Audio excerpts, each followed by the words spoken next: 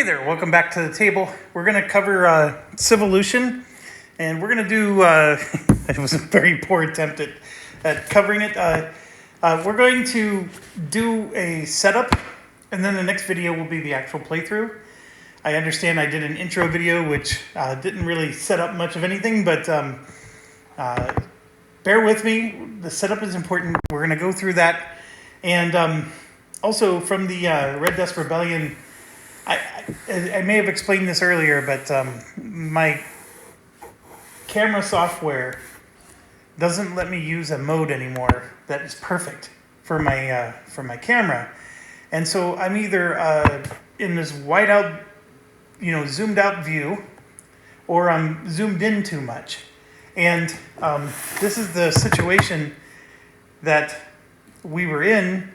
And when you see the game board out in front of you, I mean, you can see it, but it's from a very low angle.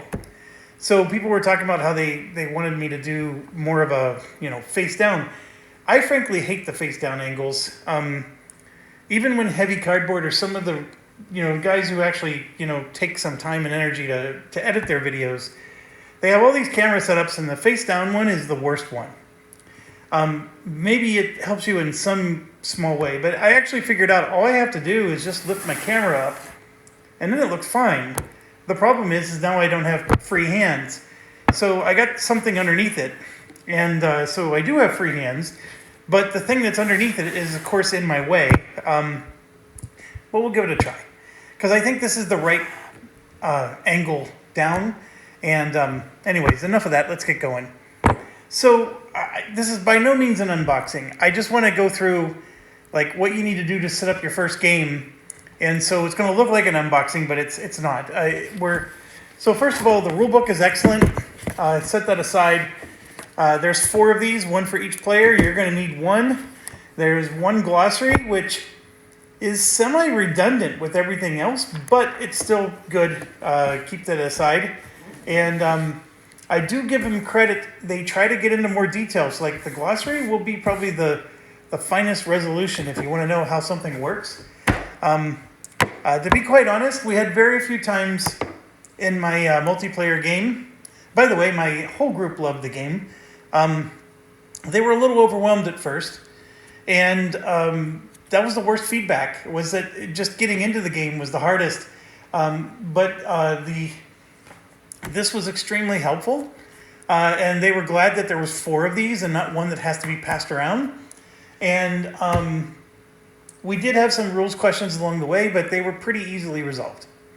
So anyways, you're going to have 3 more of these. Set those off to the side. A black bag is going to be filled with all of these tokens. They are going to have the trophies on them. These are called objective chips, according to the game.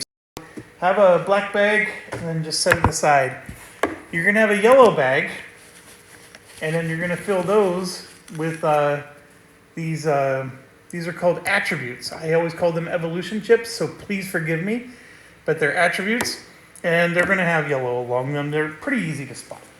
But anyways, you're going to need a yellow bag of those, and then you're going to have a white bag of, these are called income chips.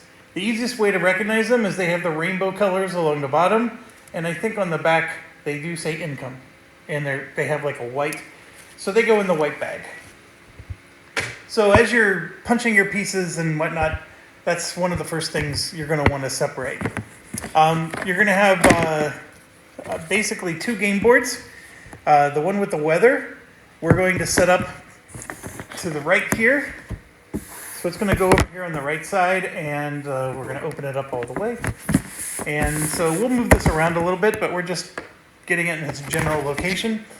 And then this one here is going to have, it has the hunting board, some storage board locations, and then our progress tracks for the different types of progress that our civilization can do. And then there's going to be something in the middle here. We're just going to roughly create space for that. And then take your heavy box and put it on so the cardboard doesn't fold up. Like if you're having issues with it warping, putting something heavy on it will flatten it out. Sorry, just got a caffeine break.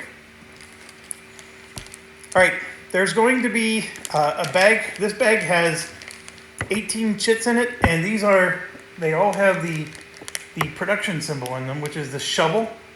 And there's going to be 3 of each color. There are biomes in the game, and those biomes are represented by these. So, for example, this is a water biome. That's a desert, forest, grassland, swamp, etc., etc. These are mountains. So the big thing to understand is that the everything but the water biome has 3 of these. Water doesn't have any of these chips, but every other biome type does. And there's 3 and you can actually see the 3 grasslands are right here. 1, 2, 3. And there's going to be 3 for each kind. You're just going to want those sorted and set aside.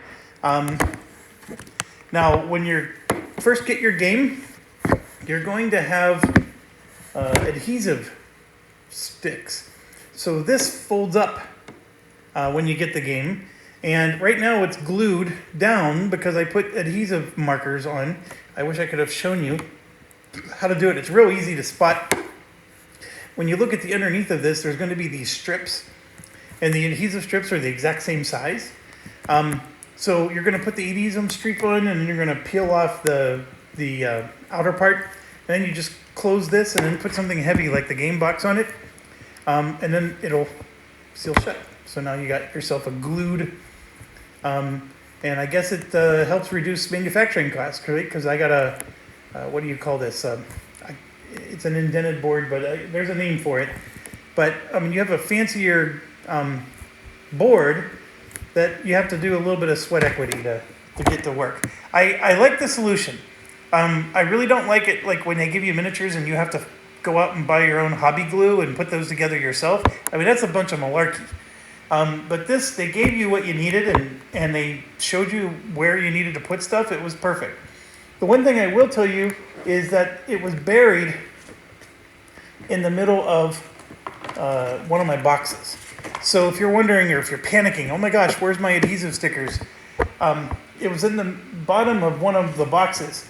So for me, it was at the bottom of this box. And for other people, because I actually went on Board Game Geek, I was panicking myself. For them, it was at the bottom of this box. This, by the way, is the card box. So you will see that there are, the game will come with these, they look like they belong to the game board, but they're really index. So your decks of cards get divided up amongst those. There's a specific card type for everything that you have an index marker for. So it's a no-brainer. Just every time you see a different card back, put it in its own section. You'll be good to go. And we'll be getting most of these out as we set the game up. This box here initially had dice and some components in it. And so what we're using it for is, this is sort of a generic bag of all the things that go, pretty much all the things are going to go over here on this board. And then we have, this is the start player marker, which we don't need since we're playing solo. These are the end game scoring bonus markers, so you're going to need those. And how on earth those ended up in their own bag, I don't know. They do not need their own bag. That must explain why I was one bag short last night. All right, those go back in the black bag. Okay, that explains why I had to go get one. All right, and then you're going to have a whole bunch of these. These will be used for setting up your map. So just set those aside. And getting into, okay, if I flew through it too quick, the bonus markers are all going to have a back that has that's the symbol for points. And so every marker will have one of those on the back, and then of course something else on the front. So that's how you know which ones are the bonus markers. These are easy. These are the heptagons. I always have to think, it's a 7-sided. This is not an octagon. If you watch one of the how to play videos that's out there, they call it an octagon. They're wrong. It has 1, 2, 3, 4, 5, 6, 7.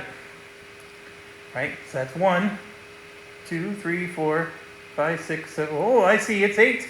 I'm wrong. My buddy was wrong. 1, 2, 3, 6, That is a octagon. He's wrong. See, this is what I get for trusting my friends. It is an octagon. So they're right.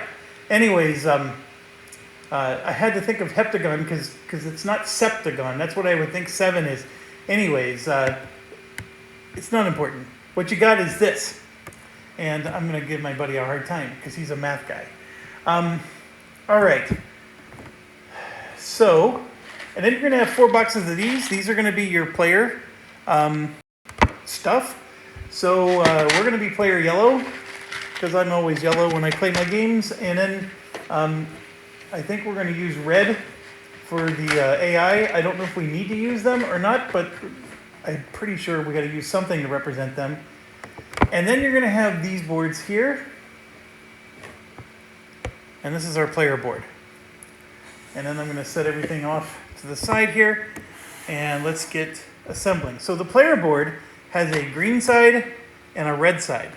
So the red side says, caution, to avoid system failure, do not open. Now, when you're first opening your game, don't panic. It doesn't matter.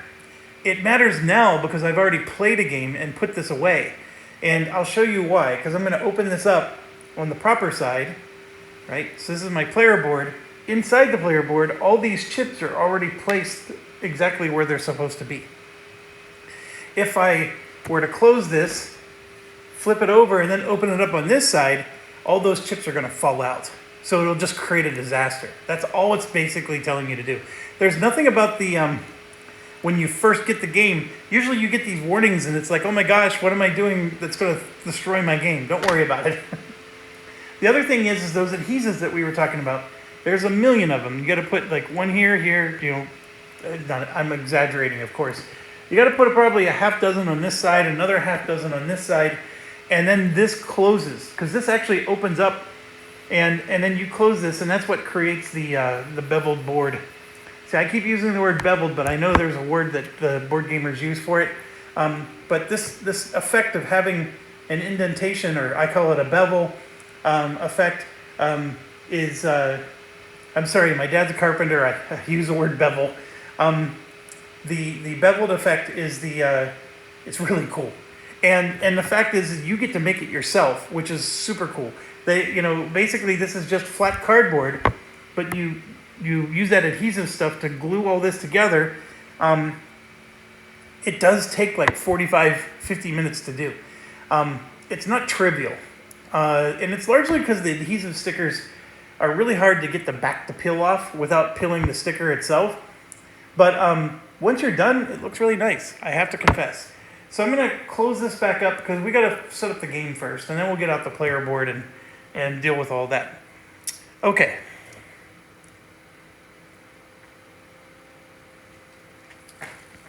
To set up the game, first things first, if you're playing the solo game, you're going to set up the game as if it was a 2-player game.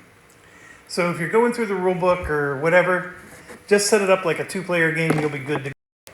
But basically, this is the map of the game, and also has the score on it. So it's real easy. The 0 is in the top left corner, and then you just got to line up the numbers. So this goes to 14, and here's 15.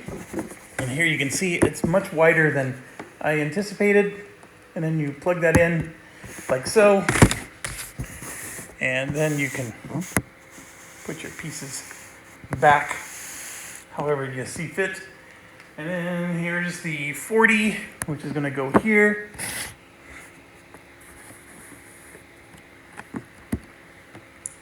And then it'll plug in there and there. Okay.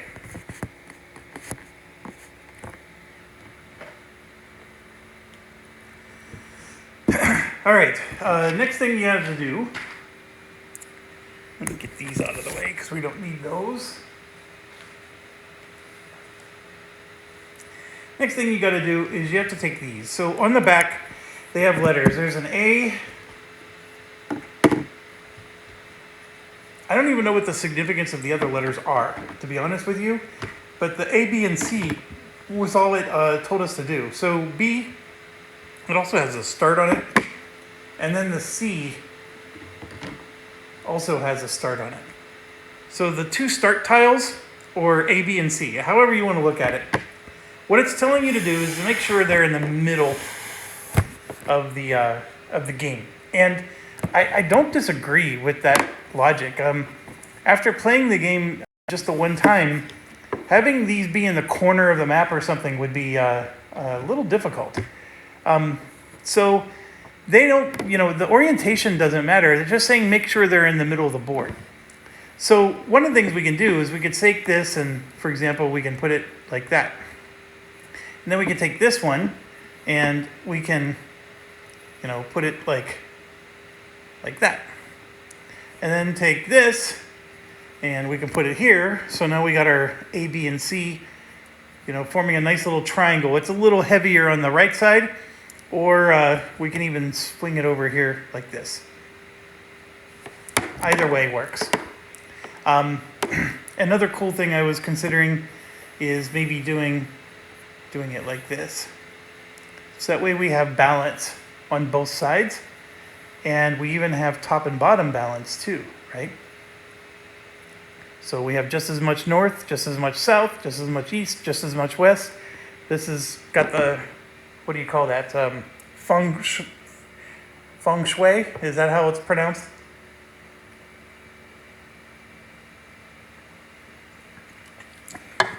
All right.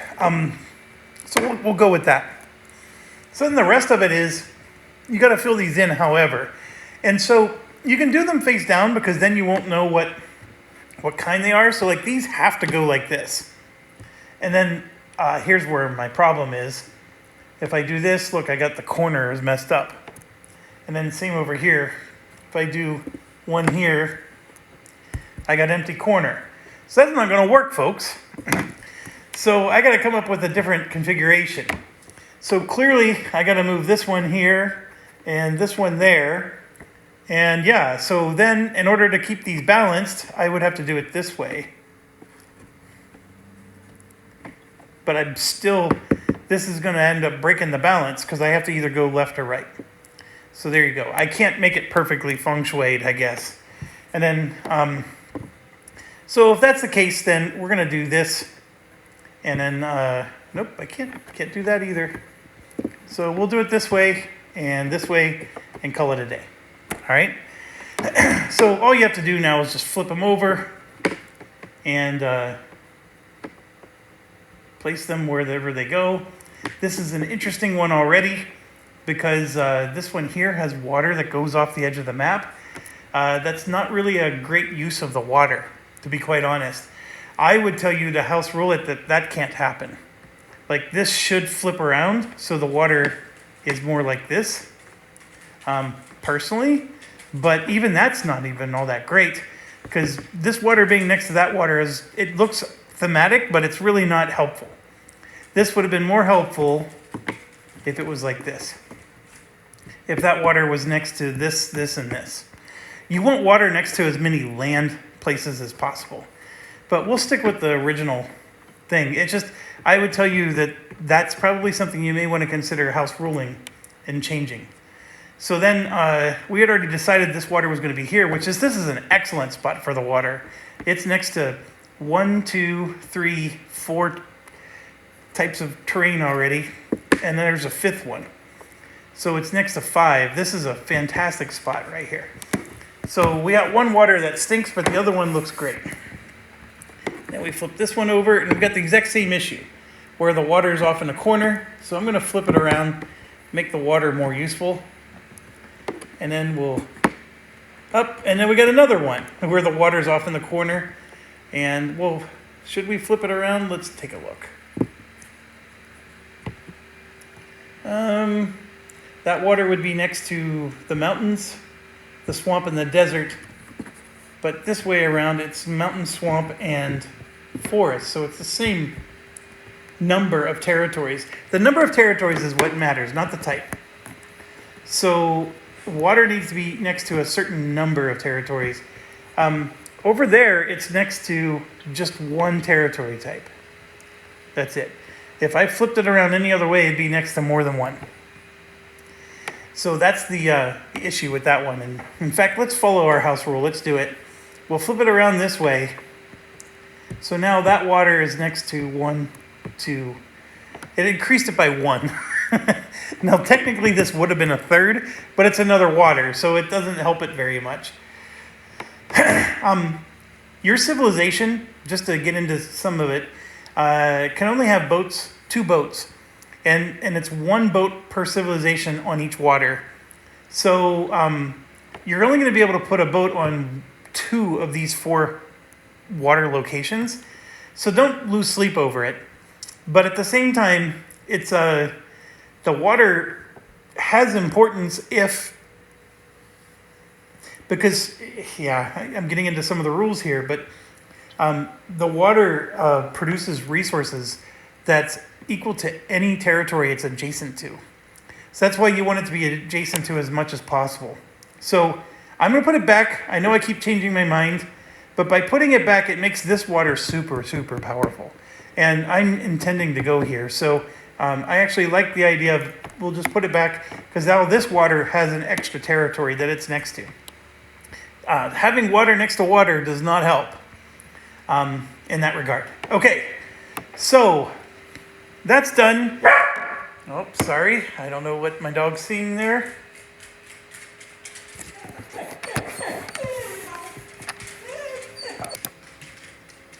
All right, the barking has subsided. Next thing we got to do is you have to shuffle all these, and I have a bunch of them that are face up, so I'm just getting them face down right now. All right, so it's going to look like this. You're going to have a whole hodgepodge of these, and then you just randomly place them in here. The orientation really doesn't matter. If you have OCD friends and family, they will point it out to you very quickly. That one I just couldn't get to go in properly. There you go. So 1 for each one. And you know, the order you fill them in is all part of the randomness, right? And we'll get into what these are, but so as we're talking here, you're going to notice that there's 18, not counting the water, there's 6 different biomes, 3 of each. So you're going to see 3 deserts, 3 forests, 3 hills, 3 mountains, 3 swamps, 3 grasslands. I think that covered them all. So there's 18 total. And then, of course, we just counted there's 4 water. And that's what makes up the map. Now, these things in the middle, and I wish I remember the name of the game, but my buddy has a bunch of games where you play as these Mexican gods. I can't remember the name of it, but it's there's an area control game, and the gods stand in the middle of different territories. So that's what, let's not worry about what the name of that other game is, but the point is that these are going to be things that enhance any of the territories that it's next to. And there's a variety of things it could be. One of them could be a volcano. It could be a glacier. There's things that improve the amount of food you get. There's even things that improve your fertility of your civilization. So and of course they're randomly there, and there's a certain number of each. And if you're really curious before you put them in, you can of course peek at them all. But your little glossary thing has a page 4 with all of them listed. So here you can see that there's a Gorge of the Grimwolf. There's 2 glaciers. There's 2 volcanoes. There's 3 caves. They act like teleporters. There's 2 holy rocks. There's 2 hidden grottos, 2 mushroom valleys, 3 mystic oaks, and 6 building grounds. So lots and lots of things to discover, and we'll get into how all that works. Okay, moving on. We then take these tiles, and we're going to do a similar thing. So I got to put all these out. And the game tells you in your first couple playthroughs to always pull out the wood and the papyrus, which is neither of those. Should be this one. And then make sure all the other ones are face down. And then shuffle, shuffle, shuffle. Shuffle, shuffle, shuffle.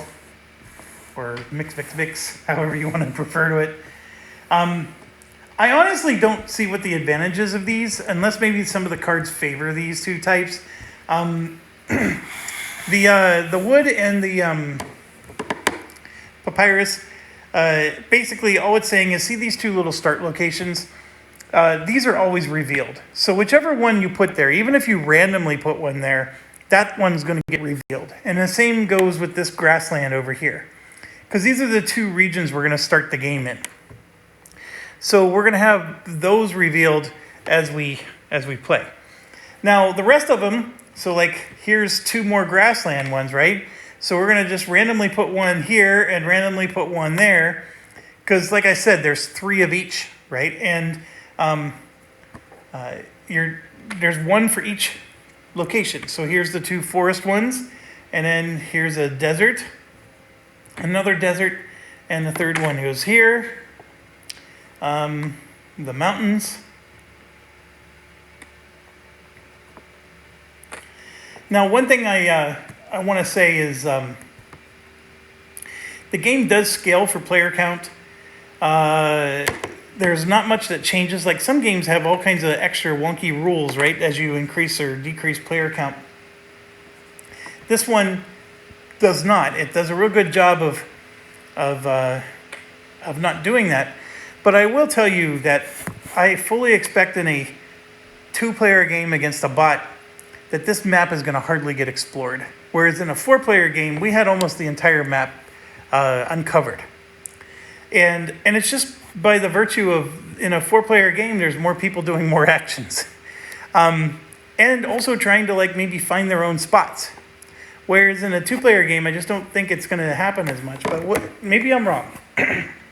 We'll find out. We'll find out if I'm wrong. Okay, next up is, I got a whole bunch of things here. So let's go ahead and I'm going to turn the camera a little bit and dump these out, and then we'll talk about where everything goes. So I had mentioned that there was component issues with this game, and these 3 black dice do not come with the game. In fact, those are from Axis and Allies World War I. But the game did not give me enough white dice. And it's been 3 days now, and the publisher has not contacted me, even though I complained and asked for a solution. I guess I'm not expecting them to ship it overnight to me, but I am expecting them to at least email me back and say, yeah, hey, we got your receipt and, we're working on it. There's been 0 communication from them so far. I'm not very happy with Deep Print Games on that. And I'm putting it on my YouTube channel because I think they deserve that kind of publicity. It's been 3 days. 3 business days, not weekend days, 3 business days, and no contact whatsoever from them since I've communicated to them. So if they fix it, that's great. And if it fixes, relatively quickly once they do finally contact me, also great. But, I still think, to me, within 24 hours, you should get a response. At 48 at most, and I'm currently, beyond 72. So we'll see, how this goes. But I was able to find some of my own dice, and I have lots of board games that I own, so it's not hard to go find dice from other board games. I would imagine these wouldn't be very hard to order from Amazon. But anyways, they're black. They're supposed to be white, but that's the one thing I couldn't match. These are the ones that come with the game. You can see that size-wise, they're a perfect match. All right, so what's the whole point of this? What's going on? Well, first of all, these are hunting tokens. but on the other side of them is terrain. And then, of course, we have these dice, which I'm also going to set aside real quick. And then you have these are for when you score 100 points in a game. And so they give you a whole bunch of them.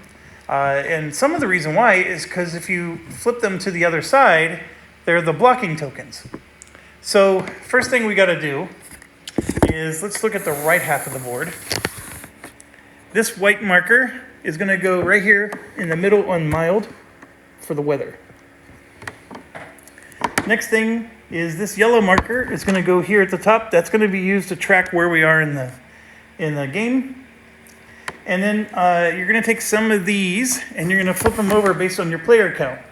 So right here, it has 3 players and then 4 players there.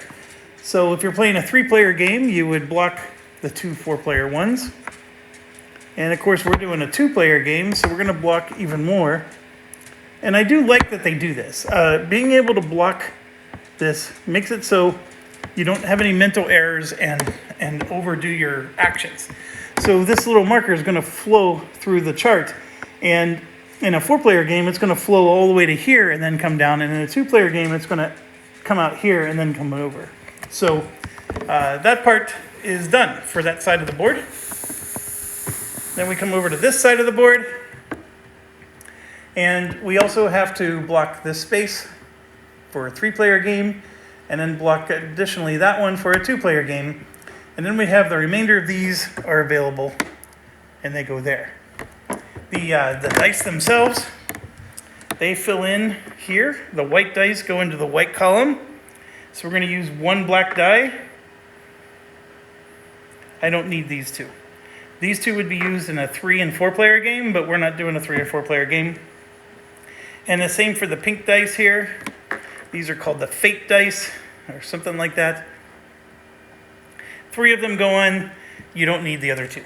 So we'll put those back in the bag. They're out of the game.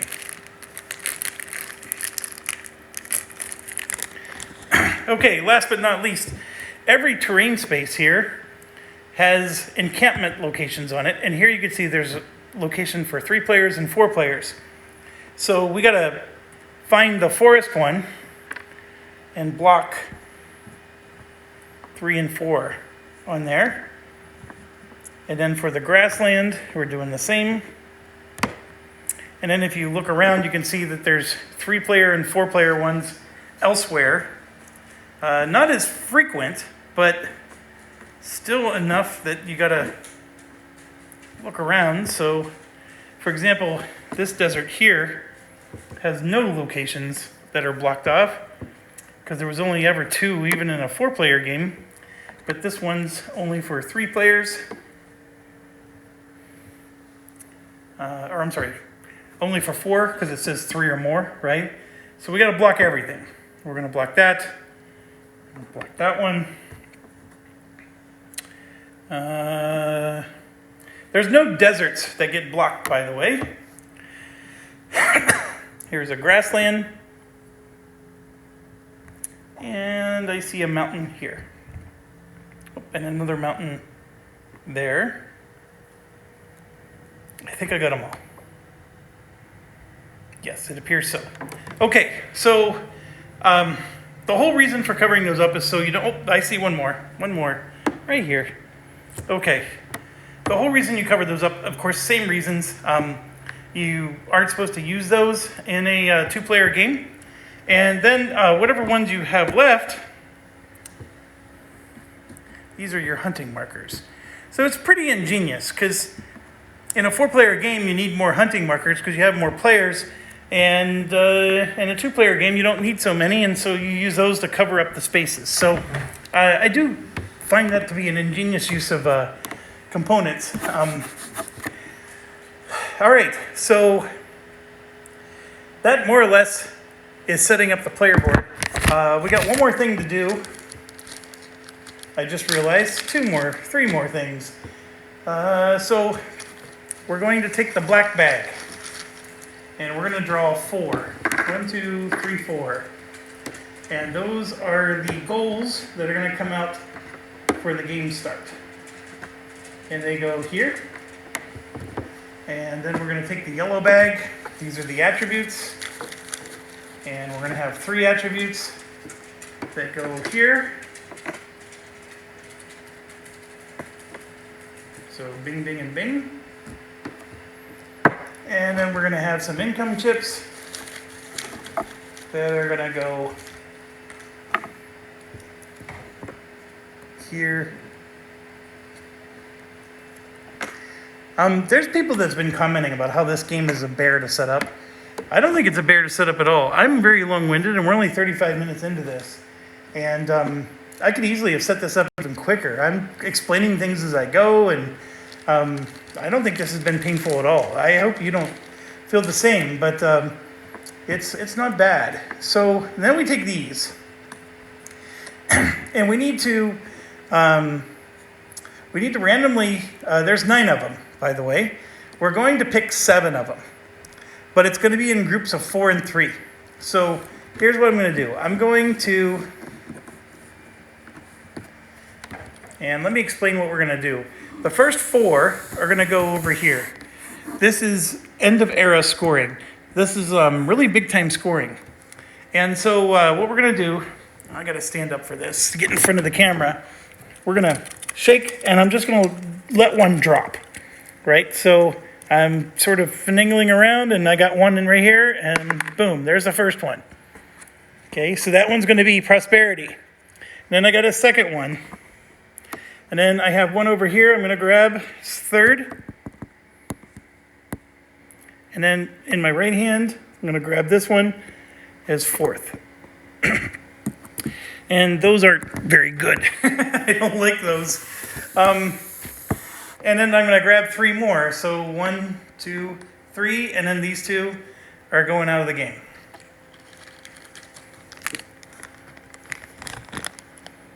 Okay, so the last 3, first 3, we put them on this side up. The other ones we're going to do this side up. And so this is the magnifying glass, which just goes with this track. So normally it says there's, if you look a little closer, it has 1 point on it. It now changes to 2 points. That's all this really does. We're always scoring these components. It's just that now they're going to score extra points. So that one gets a 2, and then this one also gets a 2. So at the end of the game, we're going to score everything along this track. So these 3 are going to score extra, above and beyond what they normally do. And here you can see, this is how many times you've evolved. This is prosperity, the symbol for prosperity. This is the number of villages or tribes you have out there. There's 20 total that you could possibly have. And this is the number of territories that you have a tribe in. And remember, we just said there's 18 plus water. So there's 4 water, so 22 territories. So you're going to score points for these no matter what. What this is doing is at the end of the era, these are going to score a second time at the end of the era, and then they're for a lot more points. So this prosperity for here is going to give you 5 points, for example. And the reason I said I don't like those is some of those are really hard to do. So prosperity is the hardest to do, especially in the first era. The number of tribes and number of territories, that's really going to pressure you to consider playing a map game. So we'll get into some of this when we start playing, but the game itself has so many things you can do. You can't do it all. You're going to have to focus, and if you want to have any shot at winning. And one of the focuses that I did, I ended up winning my game last night. I focused on those 4 scoring, and I got a huge lead, and I just held it at the end. Like other people had points at the end, but my huge lead kept me ahead. And also, those 4 things that you focus on over here, they score again over here. So it's not like they're wasted efforts. You get extra points. So I'm getting 5 points for every prosperity here, and then I get another 1 point for that same prosperity there. So really, you're getting 6 points. Although the prosperity I had at the end of the game was different than at the beginning, but you get the point, pun intended. So this one with it emphasizing so much the number of territories you're in and the number of tribes that are on the board, it means you're going to want to focus heavily on the map. I more or less ignored the map, and so did a couple other players who did really well. So it's really funny because you could do different things, like I said, and you can focus on the map or not focus on the map. It works either way. These scoring markers that we just put out tend to cause your game to swing, where certain things are more valuable than others. And I don't think that I should have to explain that to most of you. I'm sure most of you get it, but it's a big deal to be able to, I don't know, it's what makes every game different. So you have to be really tactical about, okay, well, what do I have in front of me, and how do I accomplish these goals? It's got a lot of a voidfall feeling there, because voidfall is the same way. You know, you have the map, you start off, and you have your player powers, but at the end of the day, you got to hit certain objectives in order to keep the void fallen from attacking you. And in this way, you got to hit certain objectives in order to keep the points up. So, all right, let's keep going. So this is the part where it's going to get a little interesting, because I've been moving my camera in. I'm literally sitting on top of Love Letter here.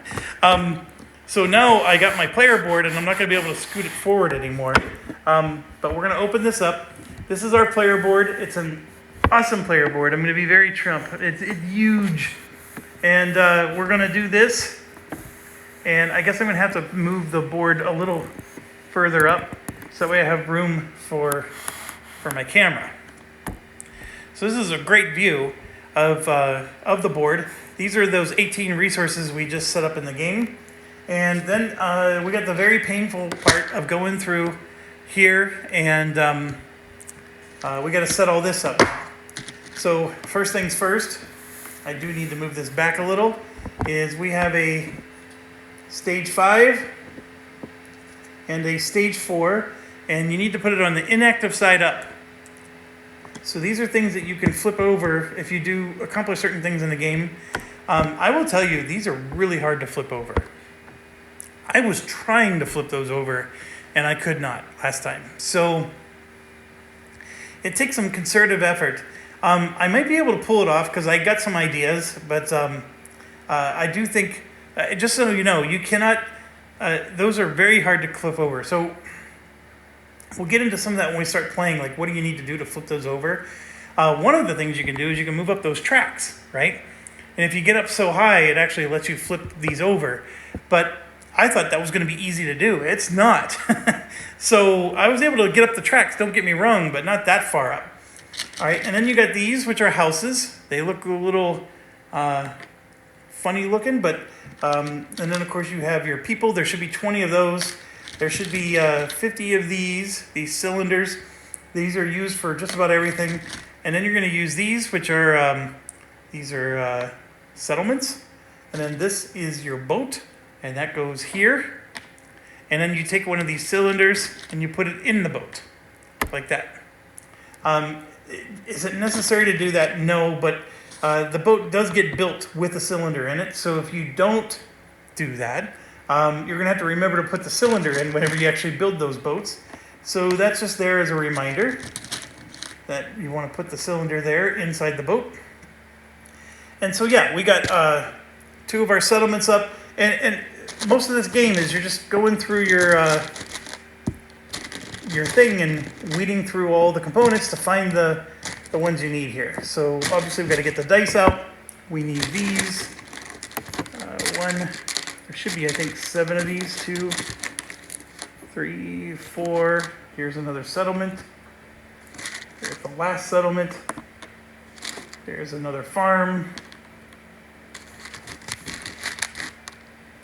There's the last farm. Here's 5, 6, 7. I believe that's everything. I leave everything in the box. Just set it off to the side. All right, so what do we do with these? Well, one of them is going to go here on the one spot.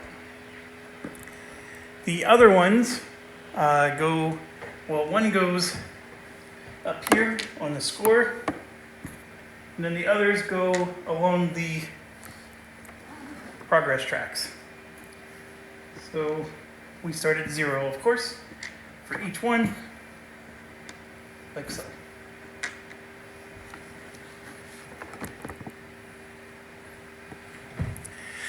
All right, then the dice. You start with one of these fate dice, so just set that aside.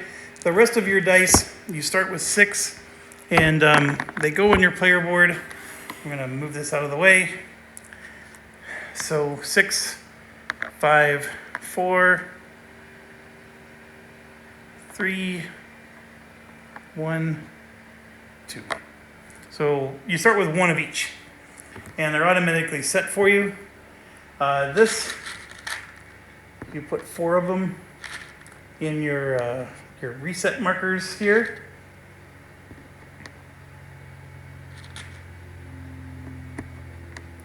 You're going to put 2 more of these, one on each starting area. So one in the forest that you start, and then one in the grasslands that you start. And then you're going to take one tribe, and it's going to start in the encampment in the forest. All the encampments except for the one that has a fire on it, which would score you points. So nobody starts the game scoring points. And then same thing with the grasslands. And then for the AI bot, they're going to be doing similar things. They don't use a player board or anything like that, but they still, they're going to have, for example, markers on the progress tracks. So you can see over here, I'm filling those in. Right, so we got to fill in the progress tracks for him. He's going to have, I got to look this up again, but I think instead of him having a production, he has this thing laying down. It lays down like this. And so if he ever gets, I think, 2 of those laying down, then it's the equivalent of him having a farm. But we'll get into that, because that's some of the wonky rules that the AI does. So, and he does have a tribal village. So we're just going to get... He will build boats and stuff as well, I think. It's just that it's not the same way that we do. All right, now there's one more of those. Here it is. Get him over here. I might be missing something for the solo guy. I think he does roll dice and whatnot, so he does have a dice pool and things of that nature, so we can get those out. He normally only needs 1 die, but occasionally he needs more than 1. And I couldn't even begin to tell you what those occasions are at the moment, but I do know for a fact that he does need them. Bear with me here, and I'm just creating a place to put them so they're not mixed in with my dice. And then I'm going to pause real quick and just make sure I haven't missed anything with his setup. Assuming I do have everything done, I am done. This is 48 minutes, and this, again, with me explaining things, I could easily cut this in half, I think. Now, I guess for some people, 20 minutes is still a long time to set up a game. I guess so. I don't know. If you had help, this could be set up even quicker. Like, having somebody put all those things in, I mean, that speeds the game up so much if I'm focusing on something else while they're doing that. 1 second. Okay, I did pretty much nail it. The only thing that's saying to do, there's a few things we still have to do, but so 5 of his guys are not in the game. He only uses 15. I don't know why, but these 5 should not be in the game. So I'm just going to set these off to the side so I don't use them. He's also going to use all 50 of these, and he doesn't use anything else, really. So we're going to set those off to the side. The other thing that we have to do is we have to set up his his bot whatever. So I need to make more room, and I'm going to try to use this space over here to accomplish that. So I just got to get some of my components out of the way.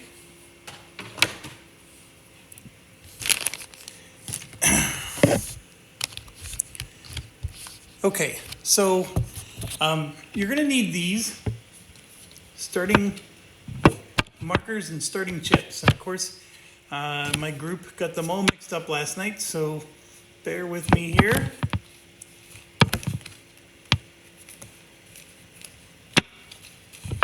All right, and we got to get these out of the way because I can't. And then we're going to do, yeah, right. Oh, by the way, the adhesive stickers look like this. You can see I have 4 of them left over from after applying all the stickers. And then I'm going to bring this closer to me so I can grab these easier. All right, here we go. So there's these bot cards. And they all have a nice little picture of the bot here. It's Vici, V-I-C-I. The Roman Vici, or you could call it Vicky, I guess. So anyways, we got that. And then we have these cards that have the globe. And so basically you gotta just put them in their numbers. So you can see there's a 1, right? And then a 2, and then a 3. Where's the 4? This one's the 4. I don't know, do we do the orange side or the blue side? I think that's the difficulty level. I'm gonna do blue side now, we'll look that up in a second. And then 5, 6, and then here's 7, which is their priority for settling, which I'll put over here to the side. And then we're gonna have her cards here, and then those just need to be shuffled, which I will do right now.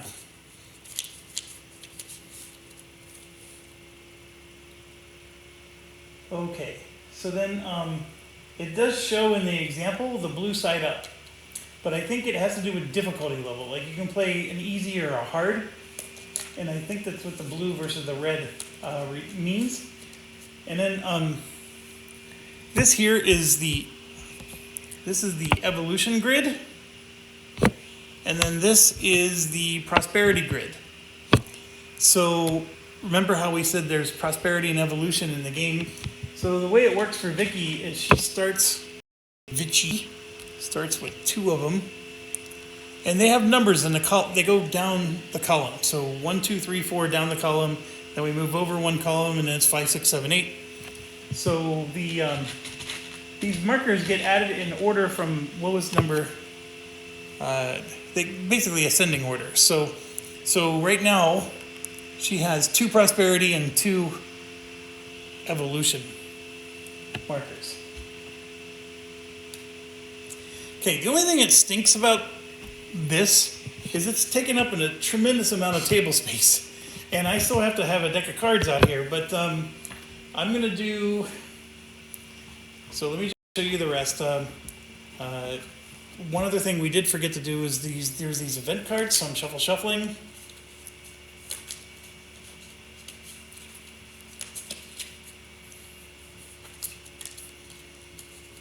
All right, and so we just need 4 of these. So I'm going to grab 1, we're going to skip a bunch, 2, skip a bunch, 3, and then skip a bunch, 4.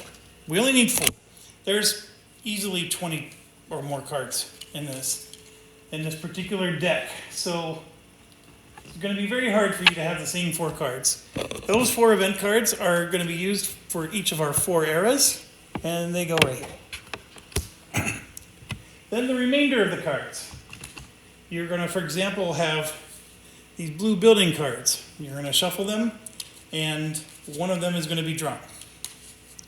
This is the part where I'm running out of room. So I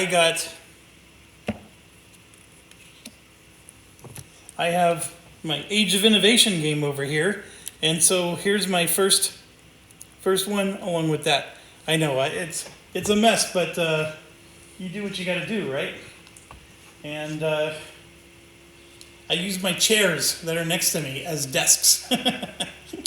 I do have plenty of table space. Look, I got my computers over here to the right. I got the game box left. But the problem is that this is almost an 8-foot long table. And yeah, I can use that table space, but then I'm reaching across the table, and that's not very convenient. So I'm just going to shuffle these and do it this way. So I'm going through, there's a purple deck, there's a green deck, there's one for every progress track, basically.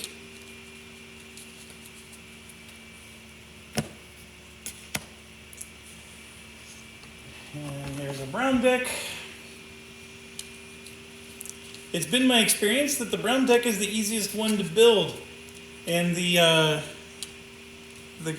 what was it, the achievement deck, the purple deck was the hardest, at least for me. I could be totally wrong. But when I played my game, that's how it sort of shook out for me. The green one was the hardest one to meet. And we'll get into that when we start playing and get into some of the rules here. So,